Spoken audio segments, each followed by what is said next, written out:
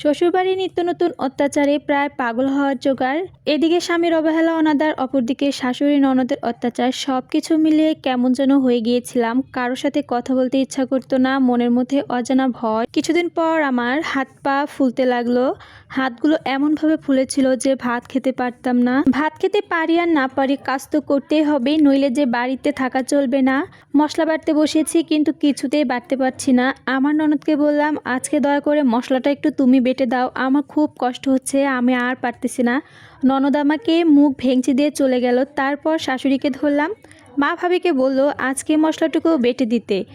এই দেখুন আমার হাতগুলো ফুলে গেছে, আমি বাটতে পারছি না মা। শাশুড়িও কোনো কথায় কান্না দিয়ে চলে গেল। তারপর যাকে বললাম কোনো কাজ হলো না, কারণ দুপুরবেলা কাজে ভাগ আমার ছিল। কোনো মতো মশলা বেটে রান্না করলাম, শ্বশুর খেতে বসেছে। শাশুড়ি তাকে বললেন, সৃজনের বউকে তার বাপের বাড়িতে পাঠিয়ে দাও, কাজ করতে পারে না, কাজ করতে না পারলে এখানে রেখে লাভ কি। আমার বাবাকে খবর দেওয়া হলো, কাজ না করতে পারায় দায়ে আমাকে বাবা অনেক কথা শোনালো। বাবা আমার একটা কথারও জবাব দেননি, শুধু শুনেছিলেন আর কাঁদছিলেন। প্রায় 4 মাস পরে বাবার সাথে বাড়িতে যাচ্ছিলাম, অনেক কষ্টের মধ্যেও মনটা ভালো লাগছিল। অনেকদিন পর আবার সবাইকে দেখতে পাবো। আমার চেনা ঘরবাড়ি কাছাকাছি আসতেই মনটা আবার হালকা হয়ে গেল। আমি আমার অনেক পরিচিত বাতাসের গন্ধ পাচ্ছি, এসে আমার অনেক দিনের চেনা ফাগুনের আগমন বার্তা। এই গন্ধ কতদিন আমাকে পাগল করে দিয়েছে। 4 দেওয়ালের মাঝে বন্দি থাকতে থাকতে নিজেকে কেমন যেন অনুভূতিহীন করে ফেলেছিলাম। আজ আবার নতুন করে আমার হৃদয়ে স্পন্দন শুরু হলো। মরে যাওয়া সেরা উপসেরায় আবার রক্ত চলাচল শুরু হলো, আমি টের পাচ্ছিলাম। চোখগুলো নতুন করে দেখার স্বাদ অনুভব করছে। চারদিকে সবুজ গাছপালা, শস্যক্ষেত্র অনেক দিন পর যেন জেগে উঠেছে। কাছাকাছি কারো কথার আওয়াজ পেয়ে বুঝতে পেরেছিলাম করিম চাচা আসছে। দৌড়ে গিয়ে তাকে জিজ্ঞেস করলাম, কেমন আছেন চাচা? আমি ভালো আছি মা, তুমি কেমন আছো? আমিও ভালো আছি বলে হাঁটতে লাগলাম।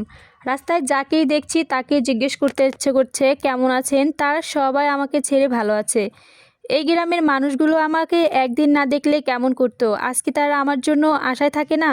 আজও কি তারা আমার জন্য আশায় থাকে, নাকি সময়ের সাথে সাথে তারাও আমাকে ভুলে গেছে? কিছুদিন আগেও তারা বলতো আমাকে ছাড়া নাকি তাদের চলে না, সব কাজে আমাকে চাই চাই।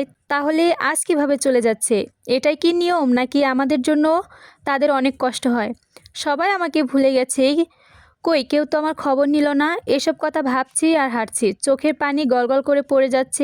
আচ্ছা, মানুষেরা না হয় ভুলে গেছে, কিন্তু এই মাটি যার বুকে সারা জীবন সুরে বেড়াতাম, সেই মাটিও কি আমার জন্য কষ্ট হয়, নাকি সেটাও প্রকৃতির দোহাই দিয়ে সব দাঁড় রেখে ফেলেছে? পায়ের স্যান্ডেলগুলো খুলে মাটিতে পা রাখলাম, উহ কি শান্তি। একটু শুয়ে দেখি, হাত দিয়ে শুয়ে দেখলাম সবই আগের মতো আছে, নেই শুধু তুমি। ত্বকে অনুভব করতে পারছি, কিন্তু তোমাকে কাছে পাই না। আমি আজও মাটির মতো বোবা হয়ে গেছি, তোমার পরশ আজও আমার কাছে চিতি হয়ে গেছে। মাটিরও সৌভাগ্য, তুমি আজ মাটি হয়ে ছুঁয়ে দেখেছ, তার অনুভূতি বোঝার চেষ্টা করছো। তার বুকে তোমার চোখের পানি টপ টপ করে পড়ছে, আর আমি কত হতভাগা, আমার ভাগ্যের কিছুই জুটবে না। মইন তুমি কই, কখন এসেছো? অনেকক্ষণ তোমাকে দেখছি। কেমন আছো মনি? শরীরটা দেখছি মনে হয় বেশি ভালো নেই। আমি ভালো আছি মইন, তুমি কেমন আছো? তুমি এত শুকিয়ে গেছো কেন? ঢাকা থেকে কবে এসেছো? চাচা চাচি ভালো আছে তো? হ্যাঁ, সবাই ভালো আছে। কিছুদিন থাকবো এখানে। কিছুদিন থাকবে এখানে? তোমার স্বামী আসেনি? হ্যাঁ থাকবো, অনেক দিন থাকবো। চলো তোমাদের বাড়ি পর্যন্ত যাই, নাকি সমস্যা হবে? আমার সাথে দেখলে কিছু বলবে নাকি তোমার মা? মইন তুমি যে কি বলো না। চলো একটা কথা বল মনি। বলো কি বলবে মনি? হ্যাঁ বলো। আমি আর পারছি না। কি পারছো না, কি হয়েছে তোমার? আমি আর তোমাকে ছাড়া থাকতে পারছি না। চলো মনি, আমরা পালিয়ে যাই অনেক দূরে, অন্য কোনো দেশে। এ তুমি কি বলছো মইন? ঠিকই বলছি, যাবে আমার সাথে? আমি তোমার সন্তানের আমার পরিচয়ে মানুষ করব, কেউ কোনো দিনও জানতে পারবে না এই সন্তান আমার নয়। চুপ করো মইন, চুপ করো। তোমার এসব কথা শুনতে আমার একদমই ভালো লাগছে না, আমারও বলতে ভালো লাগছে না, কিন্তু কি করা, নিজের কথা ভাবতে গেলে কেমন যেন স্বার্থপর হয়ে যায়। হারিয়ে যাওয়া জিনিসগুলো আবার ফিরে পেতে ইচ্ছা করে। আমি তো অমানুষ, তাই নিজের হাতে দান করে আবার কেড়ে নিতে চাই। এমন সম্পদ হারিয়ে ফেলেছি যা কোনো কিছুর মূল্য ফিরে পাওয়া সম্ভব আশা রাখিনি। তবুও আশায় থাকি, যদি পাই। আশা ছাড়তে পারবো না তো। এমন করে বলো না মইন, আমিও মানুষ, আমারও কষ্ট হয়। যাও বাড়ি যাও মনি, সবাই তোমার অপেক্ষায় আছে।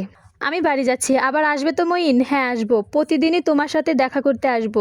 তোমাকে দেখার এমন সুযোগ জীবনে হয়তো আর আসবে না, তাই সময় সুযোগ যখন পেয়েছি দু চোখে রিজার্ভ করে ধরে রাখবো। মঈন, তুমি কাঁদছো? আরে না, কাঁদছি না, চোখে পানি পরিমাণ বেশি থাকলে তোমাকে কিভাবে দেখব, তাই কিছু ফেলার চেষ্টা করছি। যাও, সবাই দাঁড়িয়েছে, এবার এসো, আসবো, ভালো থেকো।